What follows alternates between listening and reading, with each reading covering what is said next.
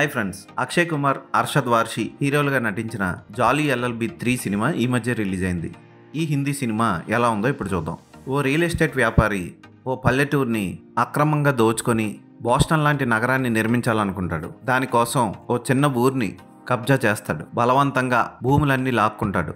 ఆ ఊళ్ళోని రైతులు తమ దగ్గర నుంచి అక్రమంగా లాక్కున్న భూములు సొంతం చేసుకోవడం కోసం ఈ ఇద్దరు జాలీ ఎల్ఎల్బీలని సంప్రదిస్తారు. అసలే డబ్బులు లేక బాధపడుతున్న వీళ్ళిద్దరూ ముందుగా ఆ కేసును ఒప్పుకోరు. ఆ తర్వాత ఎలాంటి పరిస్థితులు వాళ్ళిద్దరిని ఆ కేసు టేకప్ చేసేలా చేశాయి అన్నది ఈ సినిమా కథ.